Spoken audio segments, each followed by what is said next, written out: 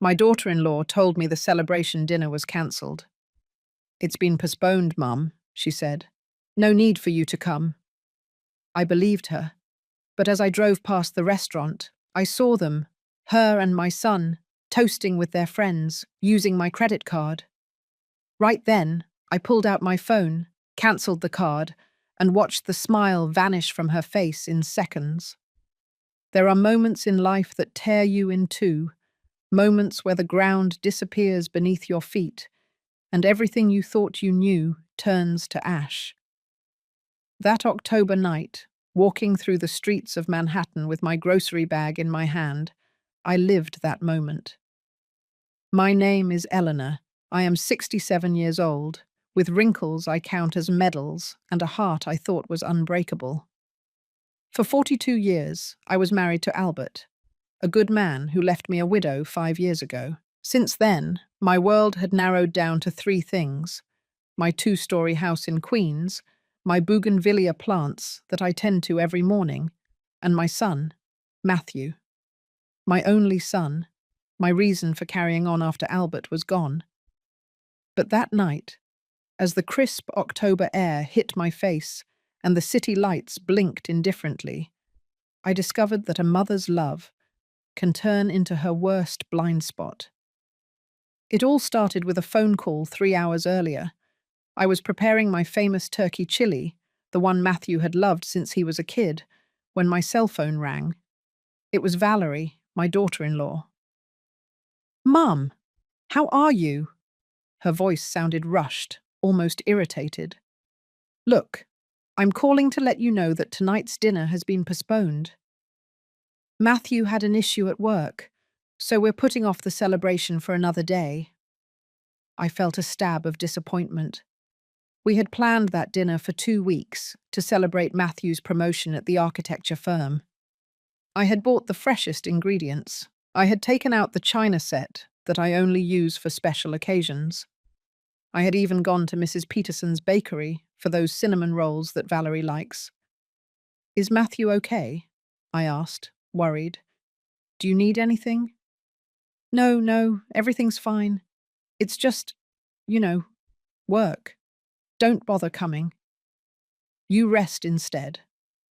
And she hung up. Something in her tone bothered me. It wasn't concern I heard. It was rush, as if I were a chore she needed to dispatch quickly. I stood staring at the steaming pot, the chili bubbling with that aroma of chocolate, spice, and cinnamon that filled the kitchen. I felt a heaviness in my chest. Maybe it was my imagination. Maybe I was being a paranoid old woman, as Valerie had once called me, unintentionally during an argument. But I couldn't settle down. I decided to go for a walk. I needed air to clear that strange feeling that was squeezing my stomach. I put on my beige sweater, the one Albert gave me that smells like lavender because I store it with sachets, and I headed towards the market. Maybe buying some flowers would cheer me up. The sunset painted the sky orange and violet. The streets were alive. Street vendors, the smell of hot dogs and pretzels, music pouring out of the shops. I walked aimlessly, letting my feet lead me. And then I saw it. The restaurant, the terrace room. That elegant place with huge windows and warm lights that Matthew always said was too expensive for a casual dinner. I passed by it by chance, by that cruel chance that destiny sometimes gives you when you need an awakening. And there they were.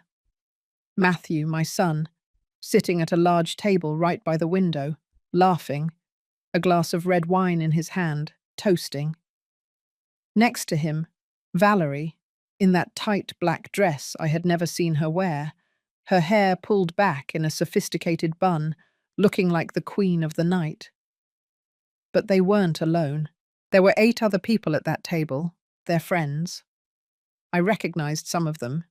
Susan and her husband, that couple who always make pretentious comments. Richard, Matthew's friend who sells insurance, 2 girls I didn't know, made up like models. And everyone was laughing. Everyone was toasting. Everyone was eating from those huge plates. the kind they only serve in restaurants where one meal costs more than a week's worth of groceries. I stood frozen on the sidewalk. People passed by, bumping me unintentionally, but I couldn't move. I couldn't breathe. There were wine bottles, 3, 4, I lost count, jumbo shrimp, cuts of steak, flaming desserts, and in the center of the table, a silver bucket with champagne. Valerie raised her glass, said something that made everyone laugh, and Matthew kissed her on the cheek. It was as if someone had stabbed a knife into my chest and slowly twisted it. "It's been postponed, Mum. No need for you to come." Valerie's words echoed in my head like a mocking retort. Nothing had been postponed. They had just excluded me. They lied to me. They pushed me aside like an old piece of furniture that no longer matches the decor. But that wasn't the worst part. The worst part was when I remembered something that chilled my blood. That morning, Valerie had asked to borrow my credit card. "Mum, I need to buy a gift for Matthew, something special for his promotion. Could I borrow your card? I'll give it back to you tomorrow. No fail." I, as always, gave it to her without hesitation. And there they were, spending my money, celebrating without me. Laughing, probably, at how easy it was to fool the silly old woman who gave everything without asking. Something inside me snapped. It wasn't sadness. It was fury. A cold, silent fury that rose from the pit of my stomach and filled me completely. I pulled out my cell phone with trembling hands. I logged into the bank app. And there, in real time, I could see the charge they had just made. The Terrace Room Restaurant. 47,300 pesos. 47,300 pesos. In a single night. On a lie. I didn't think twice. My fingers moved on their own. I went to the security section, and I cancelled the card. Immediate cancellation. All pending transactions blocked. I looked up at the window just in time to see the exact moment. A waiter approached the table. He said something to Valerie. She frowned. She took out her cell phone. Her face, which seconds before was beaming with happiness, transformed. First confusion, then panic, then rage. I saw her show the screen to Matthew. I saw him pull out his phone too. I saw them both start typing frantically. And then, as if she could feel my gaze, Valerie looked up. Our eyes met through the glass. She saw me standing on the sidewalk, in my old sweater and my grocery bag, staring fixedly at her, and on her face, I saw something I will never forget. It wasn't shame. It was contempt. She looked at me the way one looks at an annoying insect that ruined the party. Matthew saw me too. He turned pale. He said something. Valerie stopped him. She put her hand over his. She shook her head. I didn't move. I didn't go inside. I didn't scream. I didn't make a scene. I just looked at them. I looked at them until Valerie looked away, uncomfortable. Until Matthew lowered his head. Then, with what dignity I had left, I turned around and walked back home. My legs were trembling. The city lights blurred through the tears I refused to let fall. The street noise became a distant buzz. When I arrived at my house, I locked the door, turned off the lights, and sat down on the living room sofa. That sofa where Albert and I watched Matthew grow up, where we celebrated his first steps, his birthdays, his achievements. And for the first time in 5 years since Albert died, I felt completely alone. But in the midst of that loneliness, in the middle of that pain crushing my chest, something began to awaken. A question. A terrible doubt that I hadn't dared to ask before. How many times had this happened? How many more lies had I swallowed without realizing it? I didn't sleep that night. And when the sun rose the next day, I was no longer the same woman. because there are deceptions that hurt, and there are deceptions that transform you. And if you want to know how far my own family's betrayal went, and how one silly old woman taught them a lesson they will never forget, subscribe to this channel, because this story is just beginning, and what I discovered next was much worse than I imagined. In the early morning, sitting in my kitchen with a cup of coffee that had already gone cold, I started to remember. And every memory was like opening an old wound that had never properly healed. I met Valerie 4 years ago. Matthew came home one Sunday with her on his arm, smiling that way I hadn't seen since he was a teenager. "Mum, this is Valerie. She's special." I wanted to believe him. I wanted my son to be happy after being alone for so long. Valerie was pretty, I won't deny it. Tall, thin, with that kind of self-assurance that commands attention. She came from Texas. She worked in marketing. She spoke with sophisticated words that I sometimes didn't understand. There were signs from the beginning, small, so subtle that I ignored them, thinking it was my imagination. The first time I cooked for her, I made my famous creamy clam chowder, the one everyone in the family loves. She barely tasted it. "Oh, I don't eat many carbs, Mum, but it looks interesting." She said it with a little smile that didn't reach her eyes. Matthew laughed nervously and changed the subject. When I showed her pictures of Matthew as a child, she yawned. "Oh, Mum, all babies look the same, don't they?" When I told her about Albert, about how we met at a fair in Ohio more than 40 years ago, she checked her phone while I was talking. "How nice, Mum.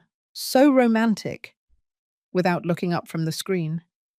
But I kept quiet, because Matthew looked at her as if she were the sun, and I didn't want to be the bitter mother-in-law who ruins her son's happiness. Then came the wedding. Valerie wanted a wedding straight out of a magazine. Huge garden, imported dress, banquet for 200 people. "It's my day, Mum. A woman only gets married once."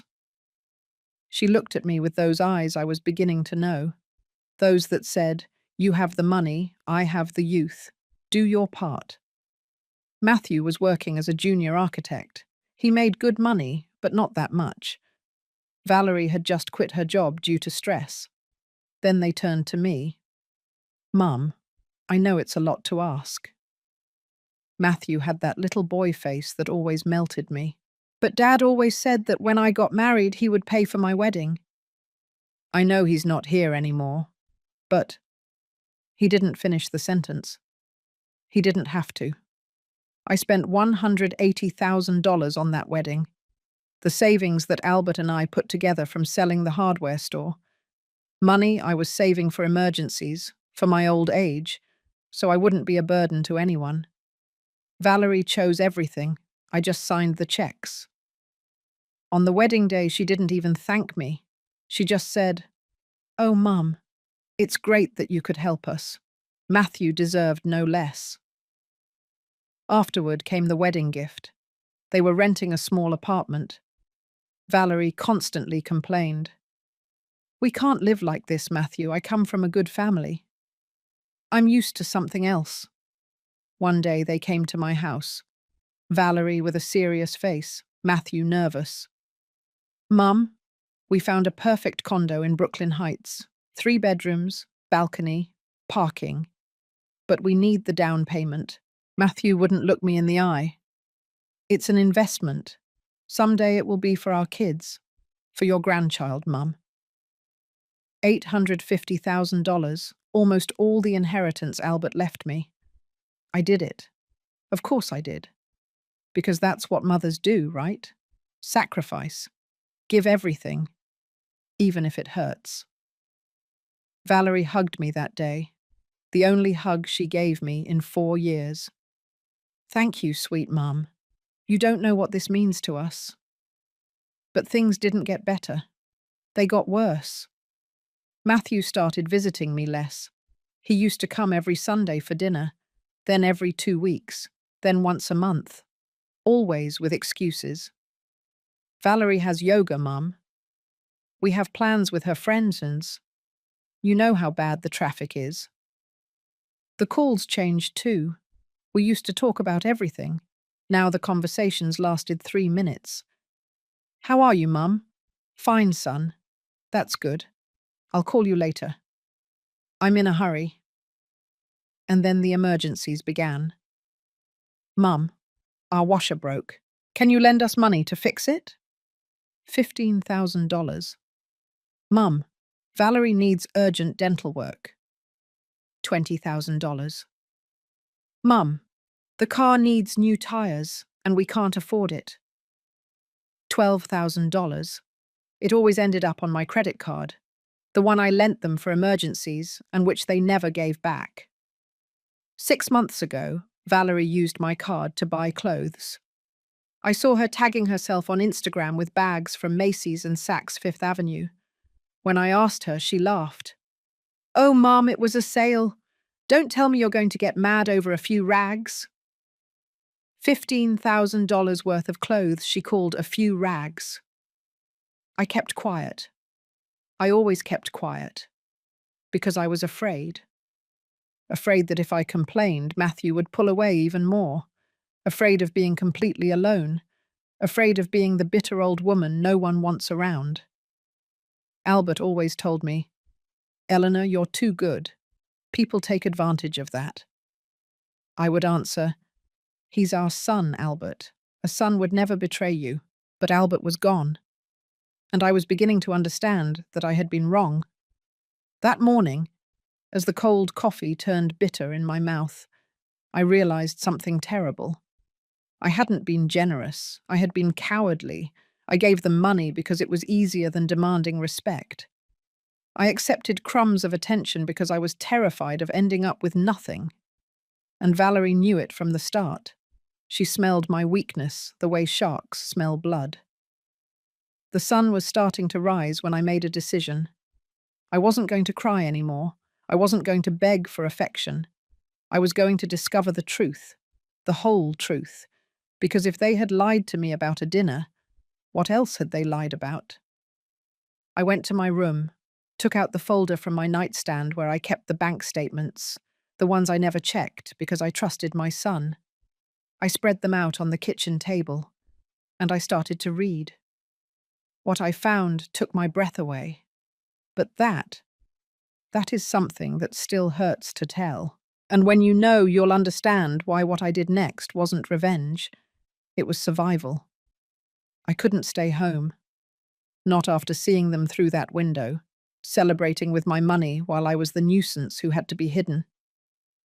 I put on my grey coat, the one I wear for church, tied my hair in a low ponytail, and went out into the street again.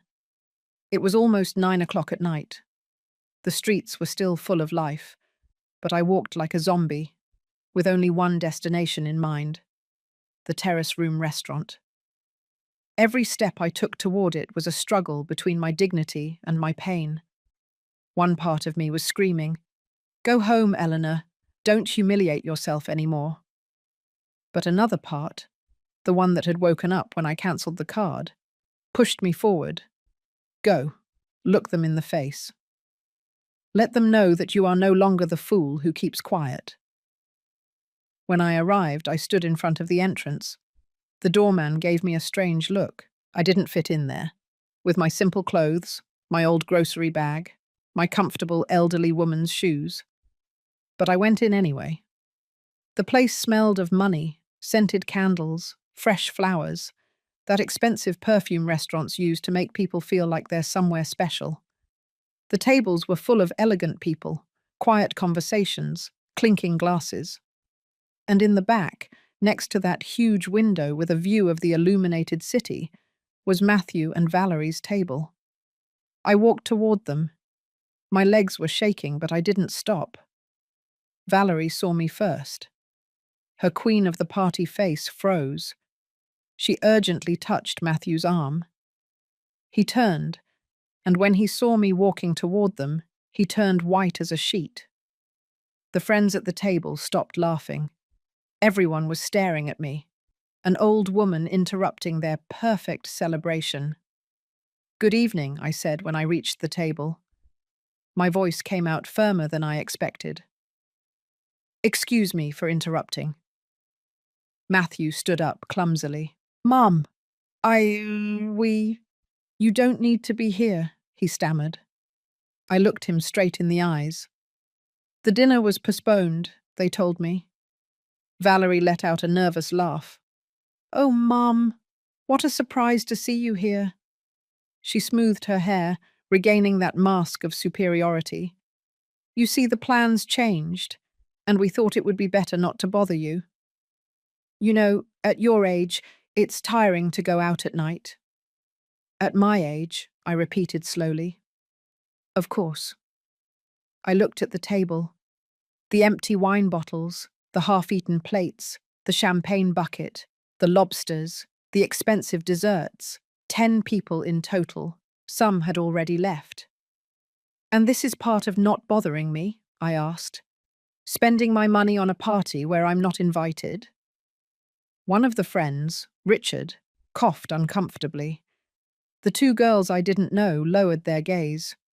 Susan, the pretentious one, exchanged glances with her husband. Matthew tried to take my arm. "Mum, it's not what you think. Let me explain outside." I pulled away from his grip. "No, explain it here, in front of all your friends, who are toasting with the money you borrowed from me for a special gift." Valerie stood up.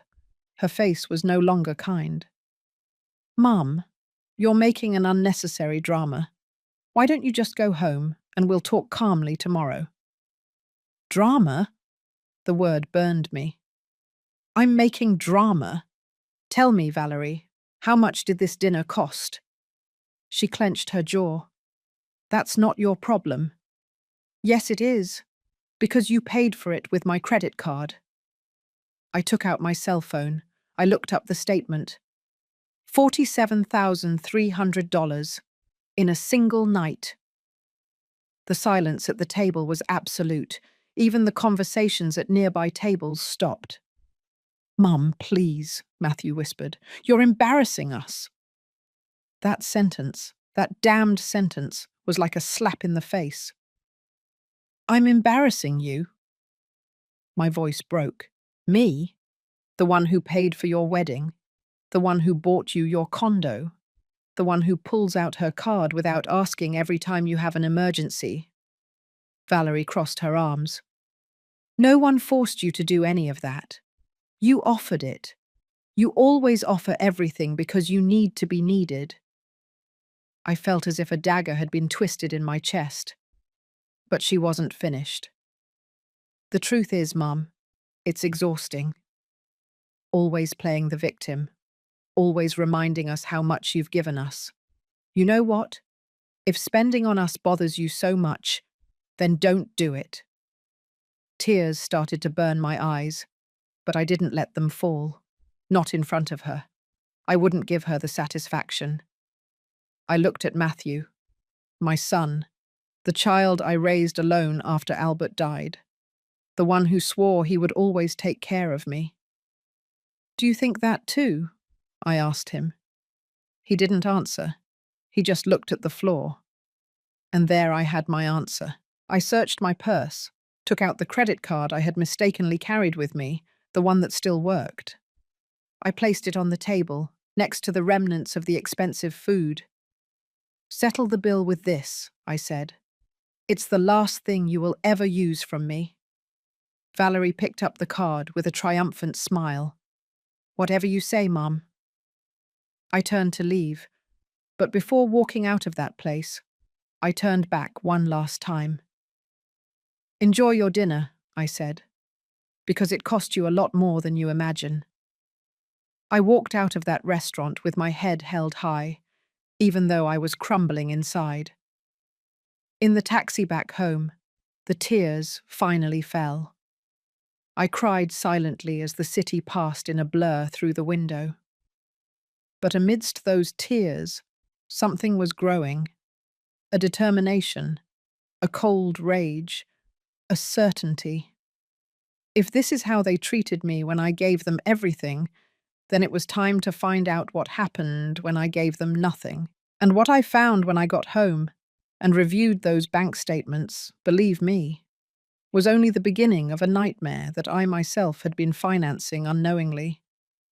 I arrived home after midnight. I locked the door. I turned on all the living room lights and sat down at the dining table with a determination I had never felt before.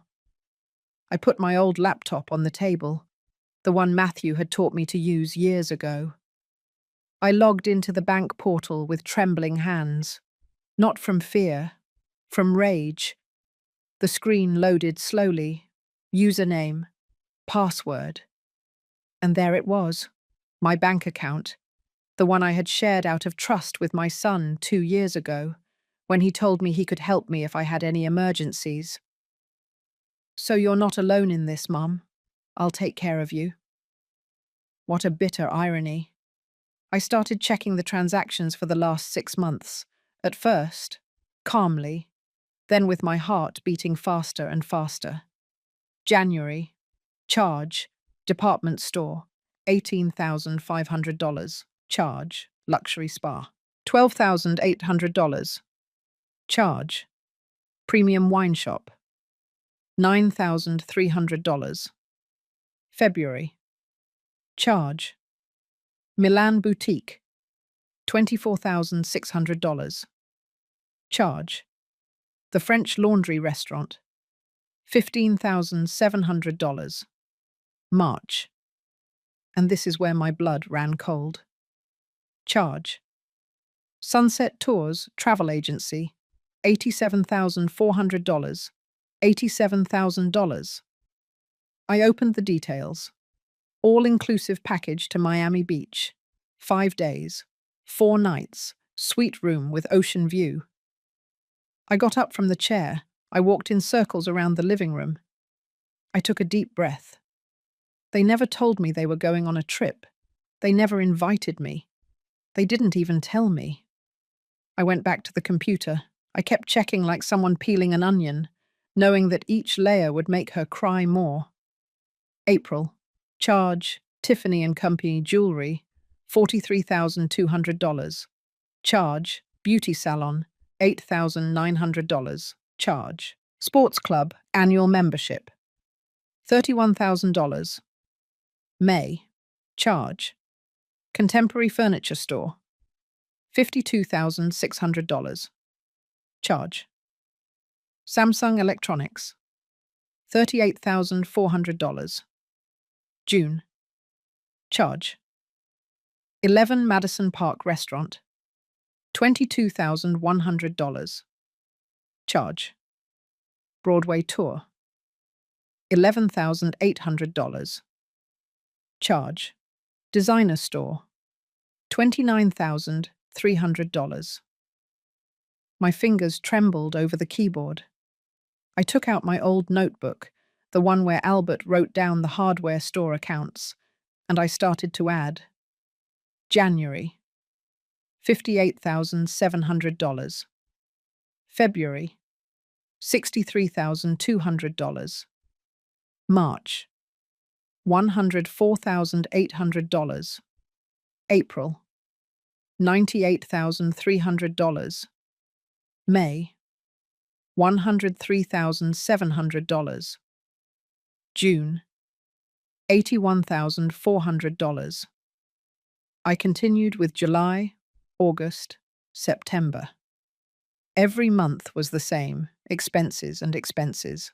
Expensive things, luxuries, whims. When I finished adding, the number took my breath away. $340,000 in 6 months. My son and my daughter-in-law had spent $340,000 of my money, without asking, without telling me, without a single explanation. Money that I had earned working 30 years in the hardware store with Albert. Money that cost us late nights, exhaustion, sacrifices. Money that I was saving so I wouldn't be a burden to anyone in my old age. And they spent it like confetti. I poured myself a glass of water with trembling hands. But I wasn't finished. I remembered something. My tablet, the one I bought last year and left charging in the living room. Matthew sometimes used it when he visited because he said his phone ran out of battery. I went to get it. I turned it on. And I found something that broke me in a way I hadn't expected. The accounts were synchronized, their WhatsApp, their messages, everything. I didn't want to look. Part of me screamed to stop searching that I had suffered enough. But another part, the new Eleanor who was being born that night, knew I needed to see to the bottom of the pit. I opened the chats. The first group was called The Girls. It was a group for Valerie and her friends. I went in and read. Valerie. Girls, look at the necklace I bought. Tiffany. Obvi. The old lady won't even find out. Ha ha ha. Susan. Girl, oh, you're my idol. I couldn't ask my mother-in-law for that much dough. Valerie. It's not asking, it's taking what I deserve. That old woman has money saved and doesn't even use it. What does she want it for? For the funeral? Better that someone who appreciates nice things enjoys it. Carla. Ha ha ha, no way, Val, you're mean. Valerie. Honestly, I'm sick of her. Always with her martyr face, always wanting us to thank her for everything. She's a walking bank and doesn't even realize it. Every word was a stab. But I kept reading. Valerie. The good thing is that Matthew is already on my side. I told him that if he doesn't support me against his mum, I'm leaving. And the poor idiot would do anything not to lose me. Susan. You're a strategist, girl. Valerie. I'm not a strategist. I'm smart. And when the old woman dies, that whole house in Queens is going to be ours. I already talked to Matthew. It's in her name, but we are the only heirs. It's just a matter of time. I covered my mouth to keep from screaming. When the old woman dies, that's what they called me. The old woman. As if I didn't have a name. As if I didn't have feelings. As if I were just a nuisance they had to tolerate while they could get money out of me. And Matthew knew it. Matthew was in agreement. I searched further. I found private messages between Valerie and Matthew. Matthew. My mum asked me about the $87,000 for the trip. Valerie. And what did you tell her? Matthew. That it was a bank error. That they were going to correct it. Valerie. Good. As long as she keeps believing everything, we keep living the good life, my love. Matthew. Sometimes I feel bad, Val. Valerie. Oh, don't start. Do you want me to leave? Because if you prefer your mum over me, say it now. Matthew. No. Sorry, you're right. She's already old. We have to live our life. I closed the tablet. I got up. I walked to the bathroom and threw up, not from physical nausea, but from the emotional disgust of realizing that my own son, the son I carried in my womb, the one I cared for when he had the measles, the one I hugged when his dad died, that son saw me as a nuisance, as money on legs. I washed my face. I looked at myself in the mirror, my swollen eyes, my wrinkles, my grey hair, and in that moment, I made a decision. I was no longer going to be the silly old woman. I wasn't going to keep being the walking bank. I was going to teach them a lesson they would never forget. But not with shouting, not with drama, but with intelligence, with strategy. Just as Valerie said, you don't have to be good. You have to be smart. And I was about to show them that this old woman could still bite. I didn't sleep that night. I stayed sitting on the living room sofa, clutching the embroidered cushion my mother gave me 30 years ago, while the hours passed slowly and cruelly. At 7 o'clock in the morning, the doorbell rang, insistent, aggressive. I got up with an aching body. I hadn't changed my clothes. I was still wearing the same wrinkled blouse from the night before. I opened the door. Matthew was there, but he wasn't the Matthew I knew. His jaw was clenched, his eyes hard. He was wearing that expensive shirt I bought him for his birthday, his father's watch on his wrist. "Mum, we need to talk," he said, without greeting me, without asking how I was. I let him in. I closed the door. I waited.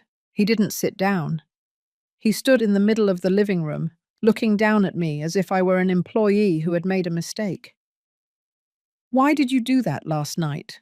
His voice was cold. "Why did you go to the restaurant and embarrass us in front of our friends?" I remained silent, processing that these were his first words. Not an apology, not an explanation, a complaint. "Are you serious, Matthew?"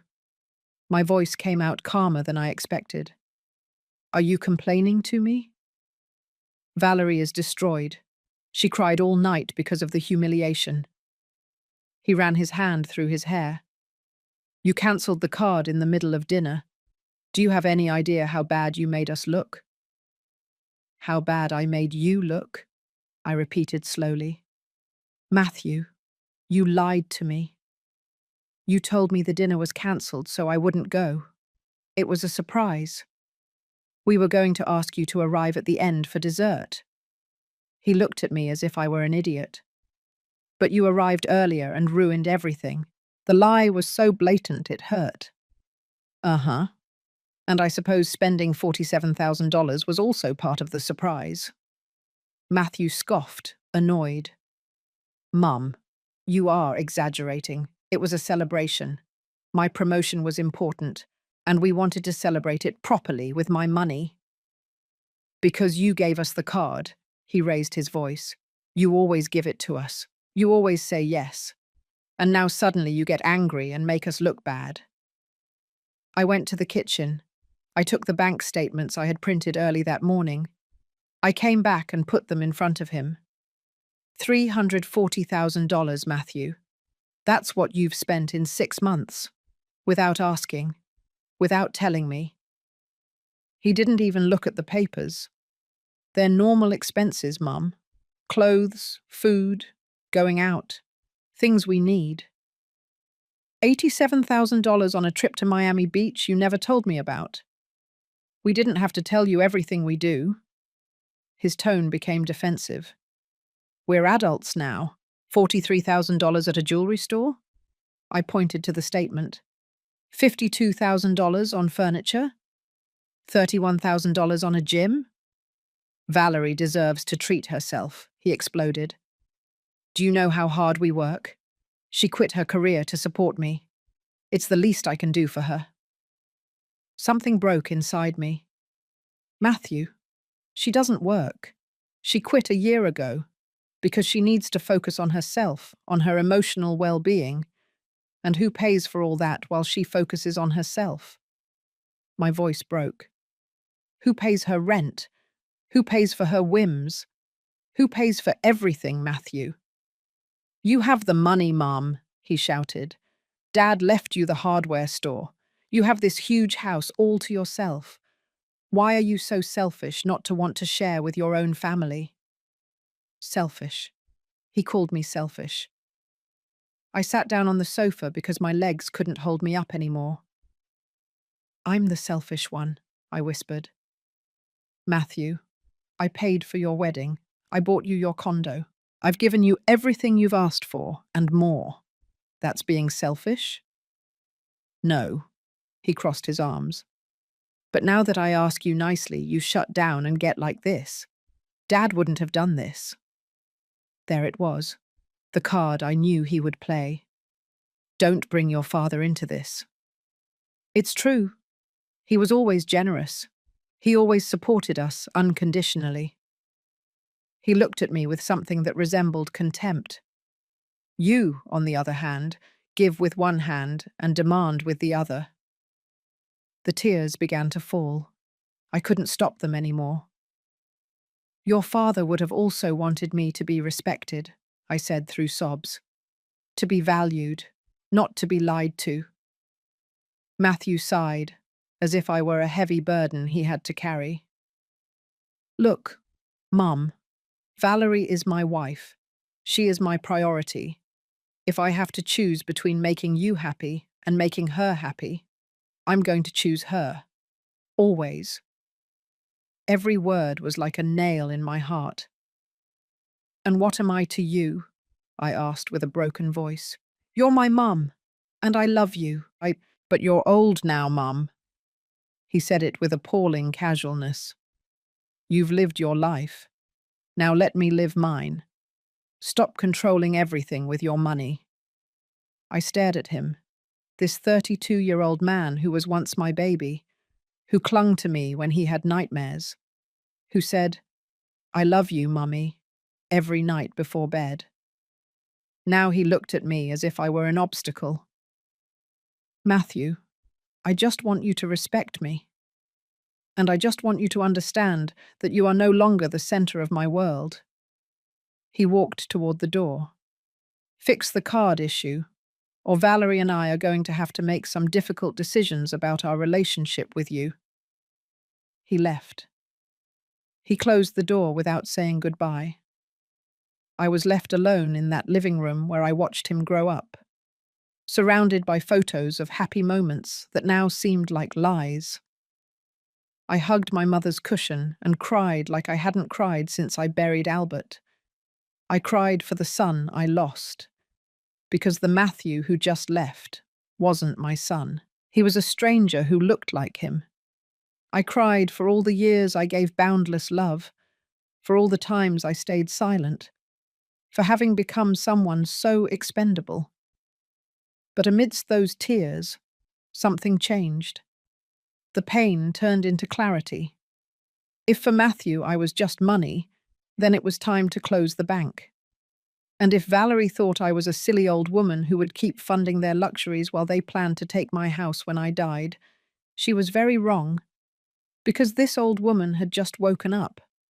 And what came next was going to surprise them in ways their manipulative minds never imagined. I spent 3 days locked in my house, not answering calls, not opening the door, barely eating, crying when my body asked for it, and then drying my tears with rage. On the 4th day, someone knocked on the door insistently. Eleanor, Eleanor, I know you're in there. Open up or I'm breaking the door down. I recognized the voice. Ruth, my lifelong neighbor, 72 years of pure energy and character. I opened up. She swept in like a whirlwind, with a steaming pot in her hands. Girl, you look terrible. She put the pot in the kitchen. When was the last time you ate something decent? Ruth, I don't feel like... I don't care. She gently pushed me toward the table. Sit down. I made you chicken noodle soup. And you're going to tell me what the hell is going on, because you haven't been out for days. And I saw Matthew leaving here the other day in a fury. Something in her tone, firm but loving, broke me. And I told her everything, every detail. The restaurant, the messages, the expenses, Matthew's words.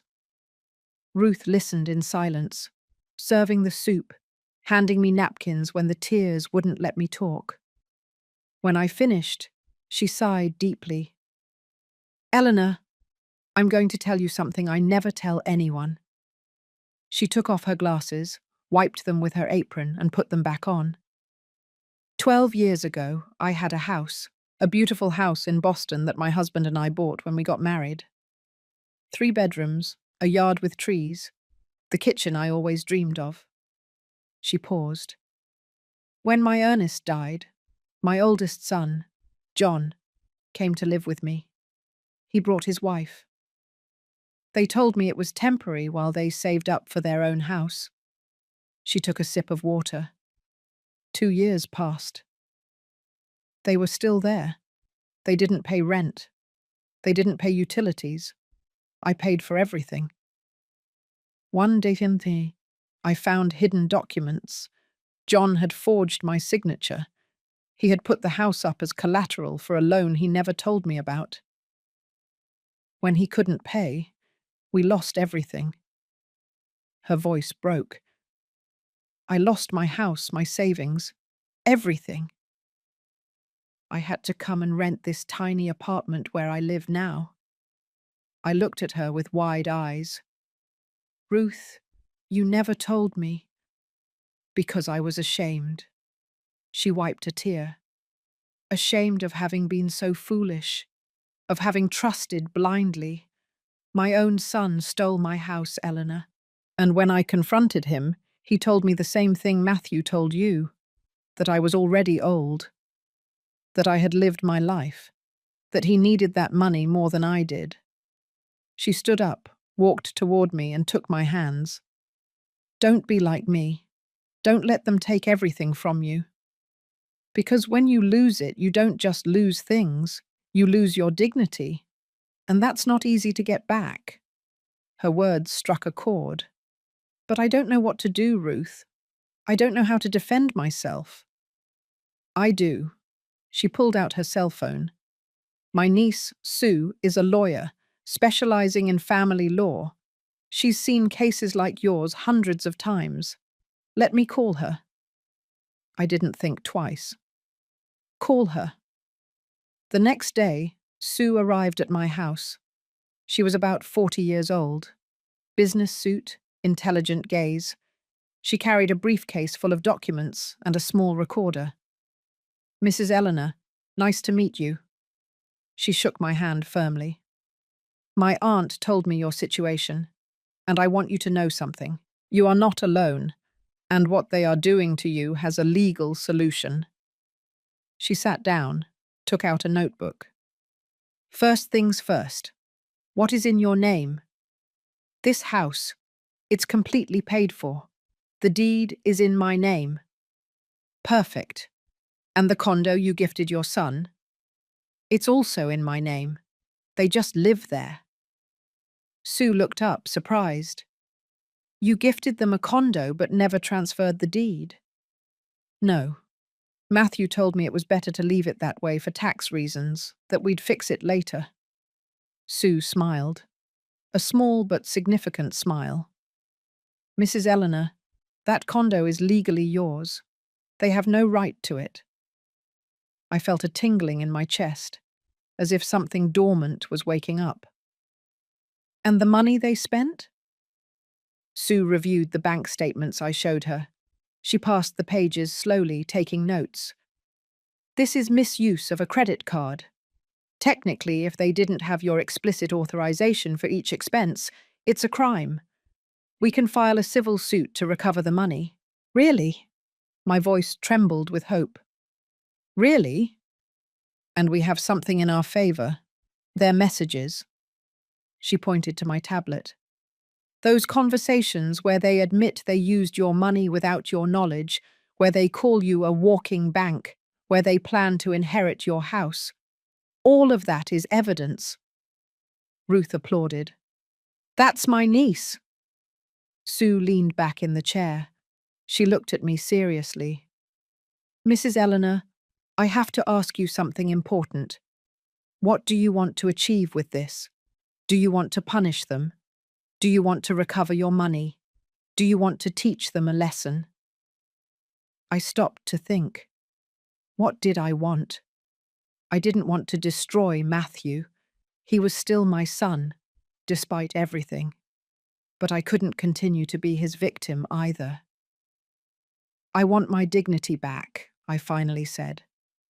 I want them to understand that I am not a resource they can exploit. I want Matthew to open his eyes and see Valerie for who she really is. Sue nodded. Then we are going to design a strategy, not to destroy them, to wake them up. Over the next 2 hours, the 3 women sitting in my dining room drew up a plan that would begin with a trap, a test to see how far they were willing to go. Sue explained each step. Ruth contributed ideas. I took notes with hands that no longer trembled. For the first time in weeks, I felt something like control. One more thing, Sue said before leaving. Do you have a will? Yes. Everything goes to Matthew. Yes. We're going to change it. Today. Because if anything happens to you, I need your will to be legally protected. That afternoon, we drafted a new will, one that specified exactly what would happen to my assets, one that Matthew and Valerie would not expect. When Sue and Ruth left, I was alone in my house. But I no longer felt alone. I had allies. I had a plan. I had power. Valerie had said that one should not be good, but smart. Well then, this old woman was about to show them how smart she could be, and the trap I set for them was so perfect that they walked right into it, like mice smelling cheese without seeing the cage. Sue had told me something before she left. Mrs. Eleanor, the best revenge isn't the one you explode with immediately. It's the one you prepare with patience and let them sink themselves. She was right. 5 days passed after our meeting. 5 days in which I didn't look for Matthew. I didn't call him. I didn't text him. I let the silence do its work. He was the one who called first. Mum, are you okay? You haven't answered my messages. His voice sounded normal, as if he hadn't told me I was old, as if he hadn't chosen me last. I'm fine, son. I kept my tone calm. I've just been thinking. Thinking about what? About how you're right. I've lived my life. It's time for you to live yours without me being a burden. Silence on the other end. Mum, I didn't mean to say. No, it's okay. Really. I took a deep breath, playing my best role. In fact, I want to make up for the restaurant. I was too dramatic. Really? His voice changed. It became more lively.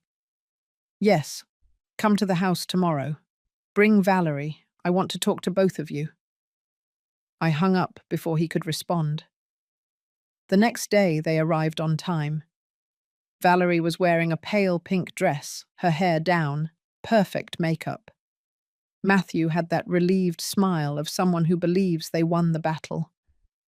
I sat them down in the living room. I served them coffee. Homemade cookies. Forgive me for the scene at the restaurant, I began. Ruth told me I'm going through a bad emotional patch. Age-related things, you know.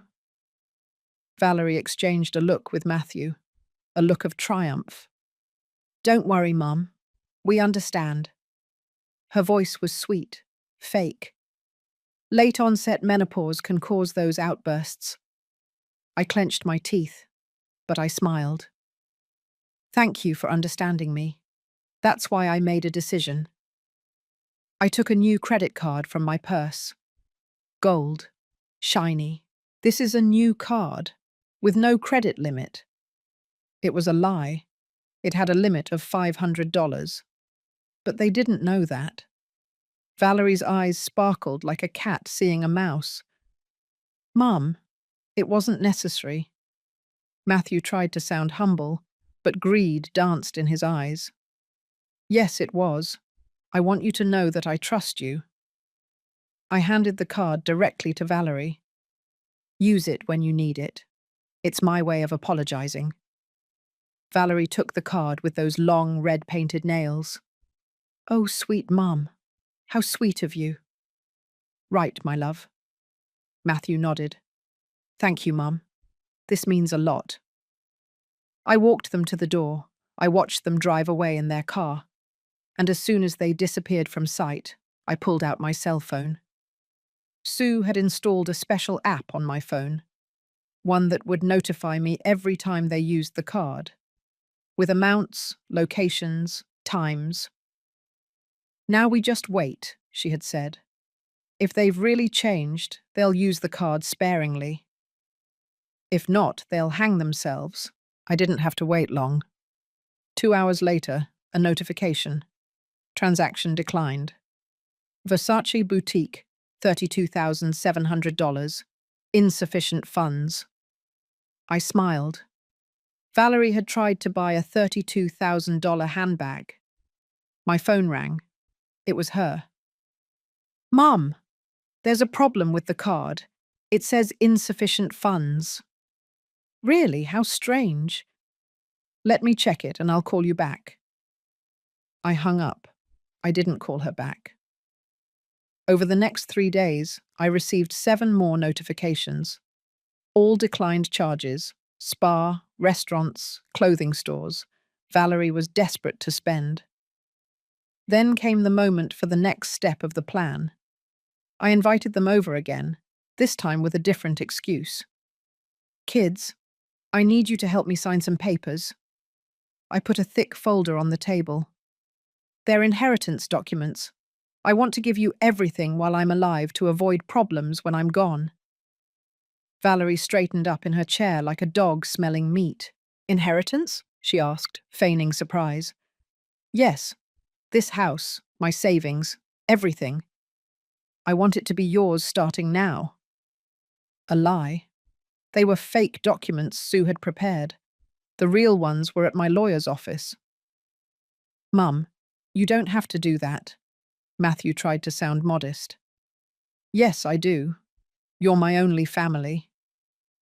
Valerie was already reading the papers, her eyes scanning every line eagerly. She was looking for the amounts, the values, her reward. The house is valued at $3,200,000, I said casually, plus the savings that are left, plus the condo where you live. The condo too? Valerie looked up. Yes, also. Everything. But I need to ask you a favor in return. Matthew tensed. What favor? I want you to let me live here until I die. I don't want you to put me in a nursing home. This is my house. Valerie let out a little laugh. Oh, Mum, of course. Why would we do that? Because in those messages I read, you told your friends that as soon as I signed, you were going to convince me to sell the house and move to a nursing home to take the money, I thought. But I didn't say it. So should we sign? Valerie already had the pen in her hand. Not today. First, I want to organize a family dinner. We'll all sign it together, with witnesses, the way it should be. The disappointment on Valerie's face was delicious. Witnesses? She asked with a tense voice. Yes, Ruth, her niece, who is a lawyer, some neighbors. I want it to be official and nice. How about Saturday? Matthew looked at Valerie. She nodded, forcing a smile. Perfect, Mum. Saturday. When they left, I called Sue. They fell for it, hook, line, and sinker. Perfect. Now for the good part. Do you have the evidence ready? All of it. Bank statements, screenshots of messages. Recordings of the conversations where they admit they are just waiting for me to die. Excellent. On Saturday, we're going to give them the surprise of their lives. I hung up. I poured myself a chamomile tea. I sat down in my favorite armchair. For the first time in months, I slept through the night. No nightmares, no tears, because I knew that on Saturday the tables would turn, and the ones who thought they had me eating out of their hand were going to discover that this old woman still had claws. And what happened at that family dinner? Believe me, not even in their worst nightmares did they imagine their world would crumble so quickly and so publicly. Saturday arrived with a clear sky. I prepared the house as if it were a celebration. Clean tablecloths, fresh flowers on the table, the smell of the turkey chili that Matthew loved so much filling every corner. But it wasn't a celebration. It was a judgment. They arrived early. Valerie was wearing a tight white dress, as if she were the bride at her own wedding. Matthew was nervous, adjusting his tie every 2 seconds. Mom, it smells delicious, he said, kissing my cheek. Thank you, son. Sit down. The others will be here in a moment. Valerie scanned the room with her eyes, already measuring spaces. imagining how she would decorate it when it was hers. The doorbell rang. Ruth walked in with a platter of lemon meringue pie. Behind her, Sue with her working briefcase. Then, Mr. Peterson and his wife, Rochelle, lifelong neighbours who had known Matthew since he was a child. "So many people," Valerie whispered to Matthew. "They're the witnesses, dear. It's normal," he replied. What they didn't know is that they were also the audience. Everyone sat around the large dining table, 8 people in total. I was at the head of the table as the host.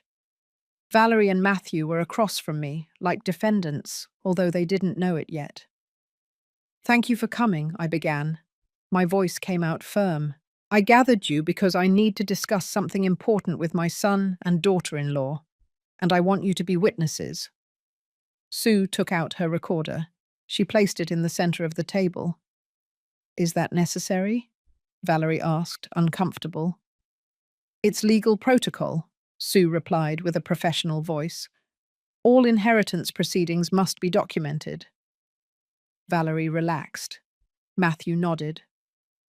I placed the stack of bank statements on the table, the folder with the screenshots, the banking documents, everything neatly organized in clear folders. "Before we sign anything, I want us to look at these papers together." Matthew frowned. "What are they?" "They are the statements from my credit card for the last 6 months." The color drained from his face. I opened the first folder. I took out the summary. $340,000. That's what you've spent using my card without my express authorization. My voice didn't tremble. Trips, clothes, restaurants, jewelry, furniture, gyms. Valerie let out a nervous laugh. "Mum, what are you talking about? You gave us the card." "For emergencies, not to fund a lifestyle that you can't even maintain on your own." I took out the screenshots. I spread them on the table like poker cards. "This is a conversation of yours, Valerie, with your friend, sir." I read aloud. "The old lady won't even find out. She's a walking bank.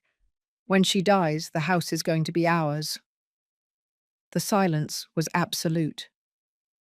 Mr. Peterson and Rochelle exchanged horrified glances. Ruth pressed her lips together. Valerie turned pale.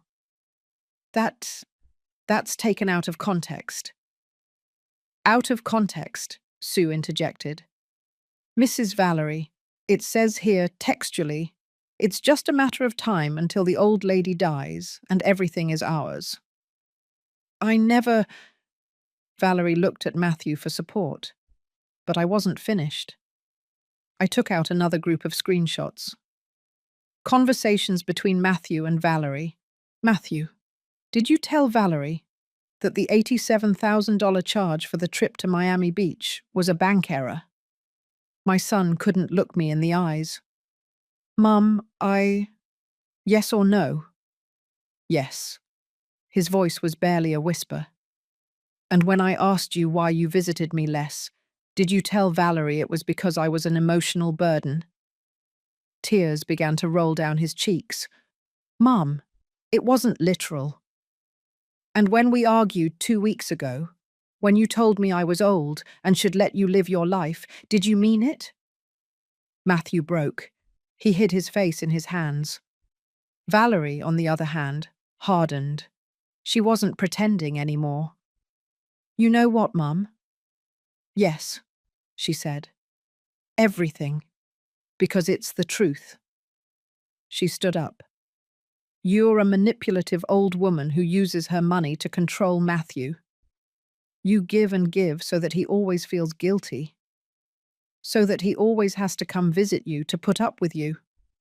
"Valerie, shut up." Matthew tried to stop her. "No, enough is enough." She pointed a finger at me. "You want to know the truth? Matthew doesn't visit you because he doesn't want to. I don't force him. He says himself he's tired of your complaints, of your stories of when your dad was alive, of your house that smells old."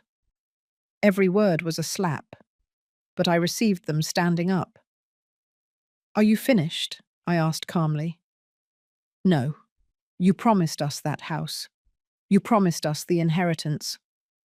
And now you want to humiliate us in front of strangers because we took a little of your precious money." Sue cleared her throat. "Mrs. Valerie, technically, they didn't take anything from you because everything still belongs to her." Valerie turned to her. "What?" Sue took some documents from her briefcase. "The condo where you live is in Mrs. Eleanor's name. She never transferred the deed. It is legally her property." Valerie's face went from the red of fury to the white of panic. But Matthew said—" "Matthew had no authority to promise anything," Sue continued. "Furthermore, Mrs. Eleanor modified her will a week ago. You are no longer the sole heirs." Matthew looked up with swollen eyes. "What? How dare you?" Valerie screamed. "That house is ours. We deserve it." "Deserve it?" Ruth's voice cracked like a whip. "For calling her the old woman, for stealing from her, for wishing her dead?" Mr. Peterson shook his head. "Matthew, I held you when you were a baby. I watched you grow up. I never thought you would be capable of treating your mother like this." Matthew was sobbing uncontrollably now. "I'm sorry, Mum. I'm so sorry." But Valerie wasn't going to give up. "You know what? She can keep everything. Her house, her money, her loneliness." She grabbed her purse. "Let's go, Matthew." Matthew didn't move.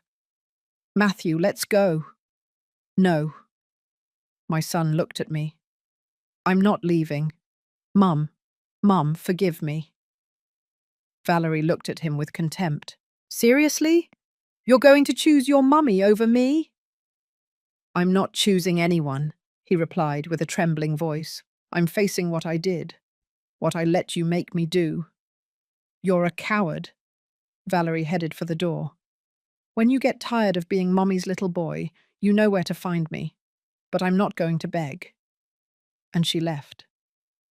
The door closed with a bang that echoed throughout the house. No one spoke for a long minute. Matthew was still crying.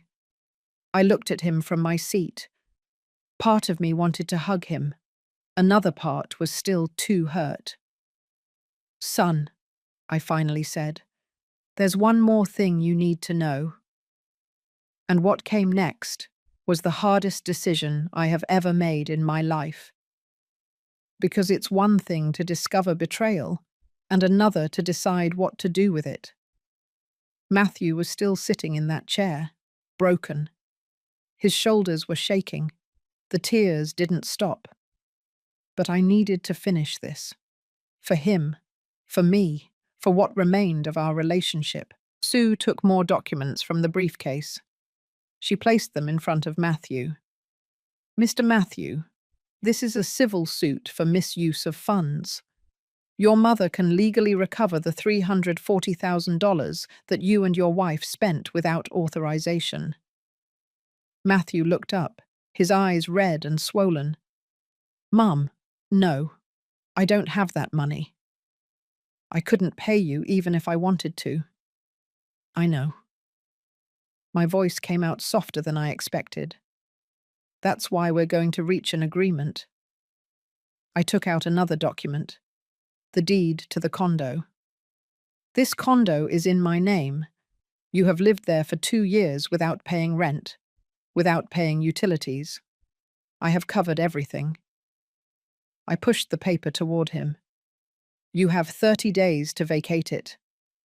Are you going to kick us out?" His voice broke. "I'm not kicking you out. I'm taking back what is mine." Mr. Peterson cleared his throat. "Eleanor has every right, young man. That property is hers." "But, Mom, where are we going to go?" Matthew wiped his face with his sleeve. "That's no longer my problem, son. You chose Valerie. You chose to lie to me. You chose to use me." I took a deep breath. Now you choose how to resolve the consequences. Sue continued. Furthermore, Mrs. Eleanor is proceeding legally for the defrauded amount, $340,000. It can be done through payments, but there must be a signed legal commitment. Matthew buried his head in his hands. I don't know what to say. You're right about everything. I don't want you to agree with me. I want you to understand what you did. Ruth stood up, went to the kitchen, and came back with a glass of water. She put it in front of Matthew with a maternal but firm gesture. Drink it, and listen closely to what comes next. I took a breath. This was the hardest part. Matthew, when your dad died, you promised me you would take care of me. You told me, Mom. Now I'm the man of the house. You won't lack anything. His sobs intensified. I believed you. I not only believed you, but I put my whole life in your hands. My money, my trust, my heart. And you… My voice broke, but I continued. You let a woman you barely knew turn you into someone I don't recognize. I know, Mum. I know. And I hate myself for it. I don't hate you, Matthew, but I also can't continue to be your lifeline while you drag me down. Sue placed 2 more papers on the table. Option 1. We proceed with the full lawsuit. Recovery of the $340,000, immediate eviction, possibly criminal charges for fraud. She pointed to the other paper. Option 2. You sign a payment agreement.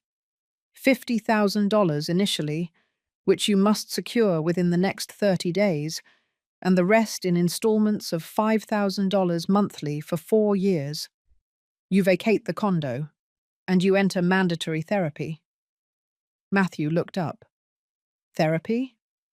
Yes, because you need to understand how you got to this point, how you let yourself be manipulated. I looked at him intently. And I'm going to therapy too, to learn how to set boundaries, to stop being the mother who gives everything without demanding respect. Rochelle, who had been quiet the whole time, spoke in a soft voice. Eleanor, you are very brave. Many mothers wouldn't have the courage to do what you're doing. It's not courage, it's survival. I wiped away a tear that escaped. Because if I continue like this, I'm going to end up alone, penniless, and without dignity. Matthew took the agreement paper. He read it with trembling hands. And if I sign this? If I accept everything? Can I still be your son? The silence was heavy. You will always be my son, Matthew. That doesn't change. I paused. But our relationship has to change. You can no longer come only when you need something. I can no longer give you money every time you ask for it. We can no longer continue this unhealthy dynamic. And Valerie? That decision is yours. But if you decide to stay with her, you'll have to live with the consequences. I will not fund her lifestyle anymore. I will not be a part of that relationship. Matthew closed his eyes. He took a deep breath. When he opened them, there was something different in them, something like clarity. Mum, Valerie and we're no longer compatible. I think I knew it a long time ago, but I didn't want to see it. He wiped his nose. She only wanted your money, and I was so stupid that I let her use me to get it. So? I'm going to sign the agreement. I'm going to get that $50,000, even if I have to sell my car. I'm going to go to therapy, and I'm going to divorce Valerie. Sue pushed the document toward him. She handed him a pen. Matthew signed. Every letter was shaky, but it was there. A real commitment. And the condo? He asked in a small voice. I'm going to sell it, I said. With that money, I'm going to open a business. Something of my own. A bakery with Ruth. I don't want to live only in the past anymore. Ruth smiled. It's going to be called Never Too Late. For the first time that night, Matthew smiled. A small, sad, but genuine smile.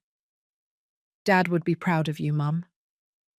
I was the one who disappointed him. Your dad loved you, and I love you too. That's why I'm doing this. I stood up, walked toward him. Because true love isn't giving everything without limits. It's taking care of yourself so you can take care of others in a healthy way. He hugged me, and this time I hugged him back. But it wasn't the embrace from before. It wasn't the embrace of the mother who forgives everything without consequences. It was the embrace of two broken people who need to heal separately before they can be well together. When everyone left that night, I was alone in my house. But I didn't feel empty. I felt free. Free from being the bank. Free from being the martyr. Free from being invisible. And as I cleared the dishes from the table and filed the signed documents, I knew that something had ended. But I also knew that something new was beginning. And what came next was the proof that it's never too late to take back your life. Never too late to be who you were always meant to be. 6 months after that dinner that changed everything, I woke up to the smell of freshly baked bread filling my house. It was no longer just my house, it was also my business. Ruth and I had converted the ground floor into a bakery. Cream-coloured walls, rustic wooden tables, display cases full of cinnamon rolls, turnovers, cheesecakes, and that carrot cake that became our hit. A hand-painted sign at the entrance read, "Never Too Late, Artisan Baked Goods." The investment came from the sale of the condo. I sold it for $920,000. I used one part to set up the business.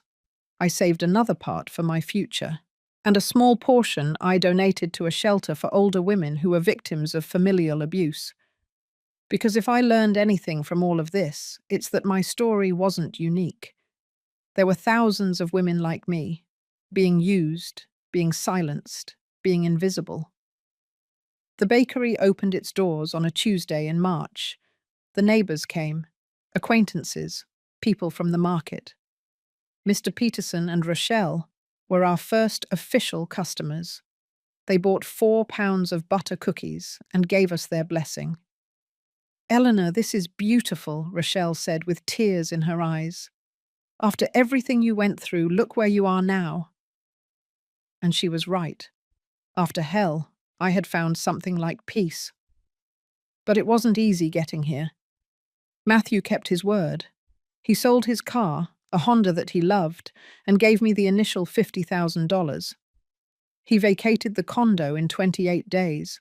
He moved to a small studio apartment in New Jersey, something he could afford with his salary, and he started therapy. The first weeks, we didn't talk much, just short messages. "Good morning, Mum. How are you?" Superficial conversations from two people who needed distance to heal. But slowly, something started to change. Matthew started going to therapy twice a week. He told me, months later, that his therapist helped him understand how Valerie had used emotional manipulation techniques from the beginning. Emotional blackmail, isolation from his family, financial control, everything disguised as love. "Mum, I thought if I made her happy, she would truly love me," he told me one afternoon while we were having coffee at the bakery.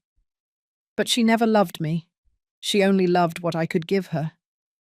It hurt to see him realize that, but it also relieved me. The divorce was surprisingly fast. Valerie didn't fight. She signed the papers in exchange for keeping the condo furniture and some savings Matthew had. She already had a new target, a businessman from Atlanta whom she had met on social media. "I wish the poor guy luck," Matthew said with a bitter smile. "He's going to need it." I didn't say anything. Valerie no longer mattered to me. She had stopped taking up space in my head.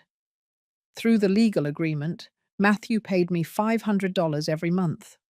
Sometimes he would arrive with the money and a sweet roll he bought at another bakery. "Just so you see, I support the competition too," he joked. Those moments were good, not forced, not loaded with guilt. Slowly we learned to be mother and son again, but differently, healthier. He stopped asking me for money. I stopped giving it to him without him asking. He started visiting me because he wanted to, not because he felt obligated. I started living my life without waiting for him as my only purpose. One Sunday, 4 months after the dinner, he invited me to lunch at his studio. It was small, modest, but clean and organized. He cooked pasta with tomato sauce. Something simple, but made with effort. "Mum, I know I can't erase what I did," he said while we ate. "And I know we'll probably never be the way we were before. But I want you to know that I admire you. What you did was the bravest thing I've ever seen." I had a lump in my throat. "Son, I don't need you to admire me. I just need you to respect yourself, to understand your worth, and never let anyone turn you into something you are not." He nodded. "I'm working on that." And he was. I could see it in his eyes. He was no longer the lost, manipulated man from before. He was someone rebuilding himself. Today, as I attend the cash register at the bakery and watch Ruth decorate a Boston cream pie, I think about everything that changed. I no longer wait by the phone for Matthew to call. I have my own rhythm, my own plans. On Tuesdays, I go to yoga class with other ladies from the neighborhood. On Thursdays, I go out with Ruth to the movies. On Sundays, if Matthew can, he comes for breakfast. If he can't, that's okay too. My house no longer smells of loneliness. It smells of cinnamon, vanilla, freshly brewed coffee. It's filled with customers' laughter, with the music I play on the speaker, with the conversations I have with Ruth about new recipes. I recovered $280,000 of what they owed me. I forgave the rest. Not because they deserved it, but because I deserved to release that burden. The will is still modified. Matthew will inherit half of my assets when I die. The other half will go to causes supporting older women. He knows this, and he agrees. "It's fair, Mom," he told me when I told him. "I don't deserve everything, and you deserve to decide." 2 weeks ago, Sue came to visit me. She bought lemon meringue pie for her family. "Mrs. Eleanor, you have no idea how many clients have come to me telling me stories similar to yours," she told me. Mothers being exploited by their own children. And when I ask them why they don't do anything, they say, "He's my son. I can't." "And what do you tell them?" I asked. "I tell them your story, and I say, love is not submission. Respect is not negotiable. And it is never, ever too late to take back your dignity." Those words stayed with me, because it's true. It's never too late. No matter how old you are, no matter how much you've given, no matter how much you've been hurt, you can always, always choose to get up, choose to respect yourself, choose to live. Today, as I close the bakery and go up to my house to prepare a tea, I look at myself in the mirror. I see a woman of 68 years, wrinkles, grey hair, tired hands. But I also see a woman who saved herself, a woman who is no longer invisible, a woman who learned that true wealth is not what you possess, but what you don't allow them to take from you. And I smile, because if I could do it, anyone can. It's never too late to be who you were always meant to be. A full year had passed since that night at the restaurant. 12 months that felt like a lifetime. It was October again, the month everything fell apart and everything was reborn. I was in the bakery kitchen, kneading dough for the cinnamon rolls for the next day, when I heard the chime of the door.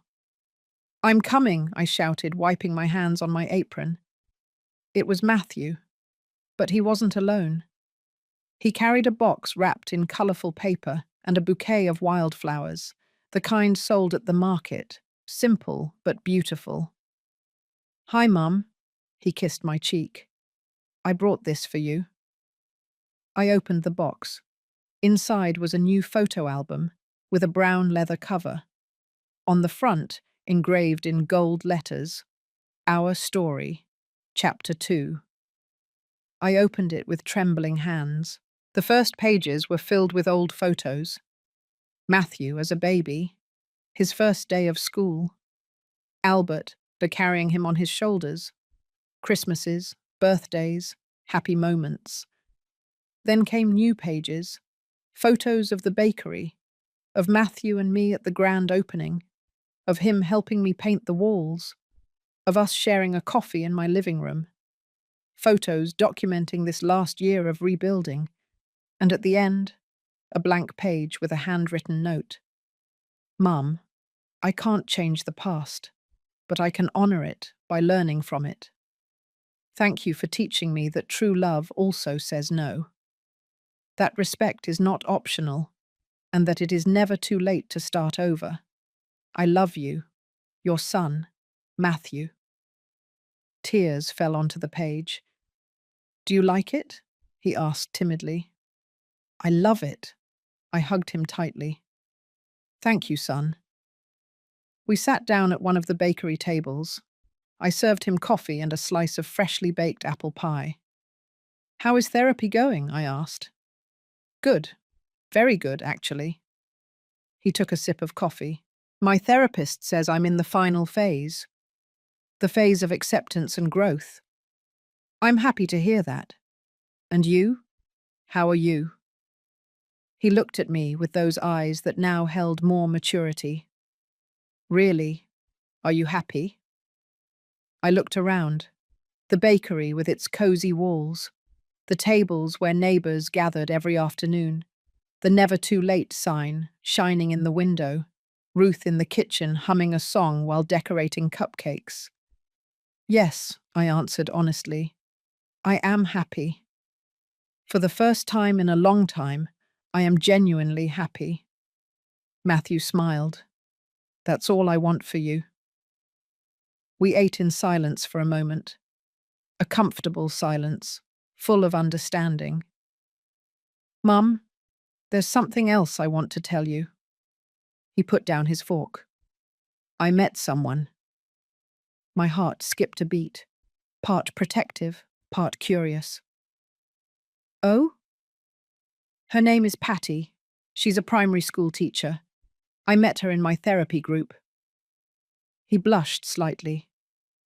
"She's different from Valerie. Completely different. She's humble. She works. She has her own dreams. She doesn't ask me for anything. In fact, she insists on paying her own way, always." "And what do you feel for her?" "Peace. I feel peace, Mum. Not drama, not manipulation, just tranquility." I smiled. "That sounds beautiful, son." "I don't want you to meet her yet," he said quickly. "Not until I'm sure. I don't want to repeat mistakes. I don't want to bring anyone into your life who hasn't earned that place." Those words filled me with pride. "That sounds perfect. Take your time." He nodded, relieved. The chime rang again. 3 regular customers walked in, the Smith sisters, who came every afternoon for sweet rolls.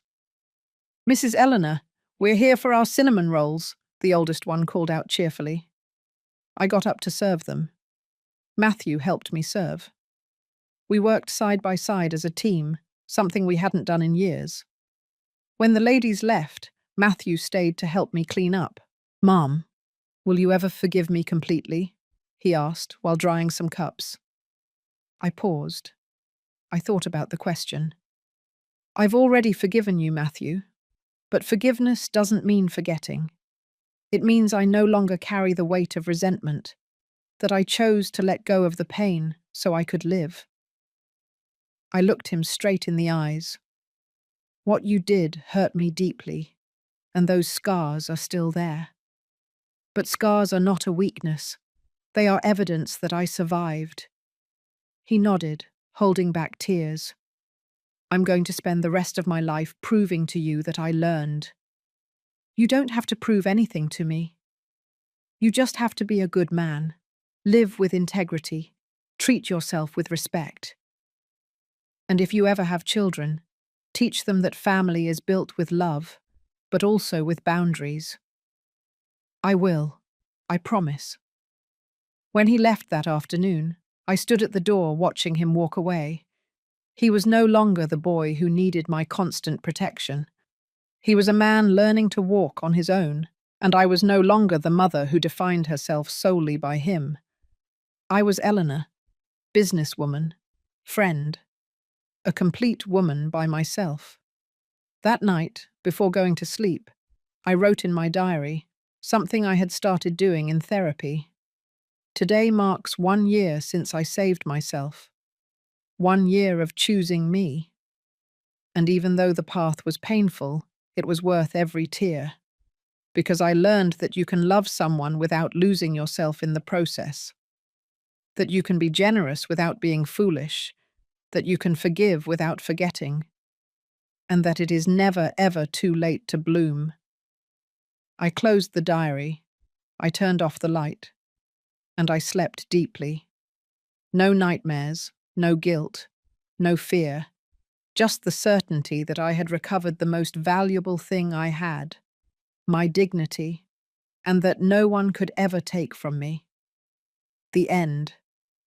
This is my story, the story of how I hit rock bottom and got back up, of how I lost my son to truly recover him, of how the worst moment of my life became the best beginning. If you are going through something similar, if you feel like you are giving everything and receiving nothing, if you feel invisible in your own life, let me tell you something. You are not alone. You have worth. And it is never, ever too late to start over. Tell me in the comments where you are watching from. New York? California? Florida? Texas? I would love to know that these words reached you. Give it a thumbs up if you believe we all deserve respect, regardless of age.